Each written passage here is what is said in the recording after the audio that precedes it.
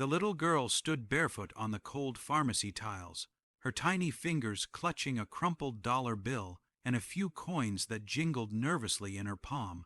Her dress was faded, torn at the seams, and her wide eyes shimmered with both determination and desperation. She couldn't have been more than 8 years old, but the way she held herself, shoulders squared, chin trembling but raised, made it clear she was carrying a burden far too heavy for her age. "Please, sir." Her voice cracked like fragile glass, barely louder than a whisper. "My brother, he's very sick. He has a fever. Could you give me medicine for him? I only have this much money." She laid the coins carefully on the counter, her hands trembling as though they carried the weight of the world. The pharmacist looked down at the money and then at her patched-up clothes. A smirk tugged at his lips. "That's not even close. Medicine isn't free, little girl. Go ask your parents." Her throat tightened. "I don't have parents. It's just me and my brother."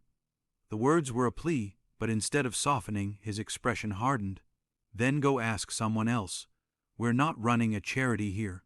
A few customers waiting in line turned to glance, but instead of compassion, the girl saw eyes filled with irritation, as if her presence was a nuisance. One woman whispered something to another, and they both chuckled, shaking their heads. A man behind her muttered, "People like this shouldn't even be here." Each word struck her like a blow, but she didn't move, her little hands clenched tighter around the counter. "Please, he's only 4. His skin is burning hot. I don't want him to." Her voice broke, but she swallowed her tears. "I don't want him to die."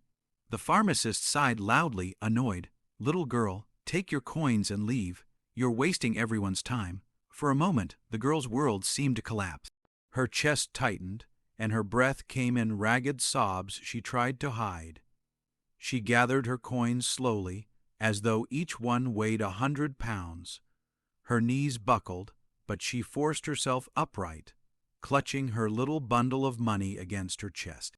And then, just as she turned to leave, someone stepped forward. "I'll pay for it." The words cut through the silence of the pharmacy like sunlight piercing storm clouds. Every head turned. Standing there was a tall man, dressed simply but with an unmistakable air of quiet power.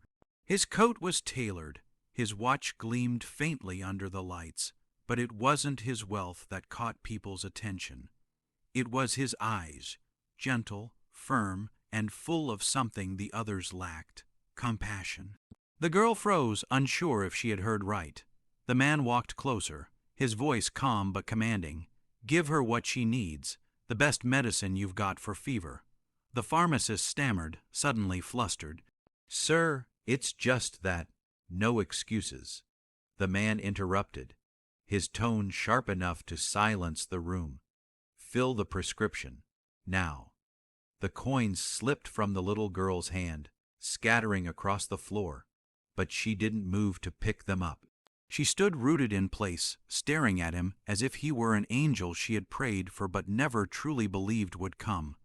The pharmacist hurried, preparing the medicine. The man knelt down to the girl's level. "What's your name, sweetheart?" She blinked, trying to form words through the tears she had been holding back. Lily. "And your brother, Sammy," she whispered. He's all I have." The man's jaw tightened for a moment, but he smiled softly. "Well, Lily, you've got more than Sammy now. You've got me." When the pharmacist handed over the medicine, the man paid without a glance at the price. He also added bottles of vitamins, fruit juice, and some bread from the store section. He placed everything in a bag and handed it to Lily. She hesitated, looking at him as if the bag weighed more than her small arms could carry. "I don't know how to thank you," she said, her voice trembling. "You already did," he replied gently, "by showing me what love looks like." The crowd, once dismissive, now stood in uncomfortable silence. Some shifted guiltily, realizing the cruelty they had shown. But Lily didn't notice them anymore. She only clutched the medicine to her chest as if it were treasure. The man walked her out, offering to drive her home. Her house was little more than a rundown shack at the edge of town, but when he stepped inside, his eyes softened even more. Sammy lay on a thin mattress, his face flushed with fever, his little body trembling. Lily rushed to his side, opening the medicine with shaky hands. The man helped her measure the dose and carefully gave it to Sammy, who coughed weakly but swallowed. Lily sat beside her brother, stroking his damp hair, her tears falling freely now. She looked up at the man, her voice barely audible. "You saved him." The man's gaze lingered on the two siblings, a mix of sorrow and admiration in his eyes. He had built empires, signed deals worth millions, but in that small, dimly lit room, he realized something he had forgotten long ago: what true wealth really meant. He placed a hand on Lily's shoulder. "No, Lily, you saved him. Your love brought you here. All I did was help." For the first time in days, Lily smiled, a tired, fragile smile, but one filled with hope. The man knew then that this moment, this simple act of kindness, would stay with him longer than any fortune he could ever earn. Sammy's breathing eased little by little as the medicine began to take hold. The fire in his body dimmed, and his tiny hand, still hot but no longer trembling, reached for his sister's fingers. Lily gripped it tight, whispering to him as if her words alone could heal. The man stayed there, sitting on the edge of the war, now chair in the corner.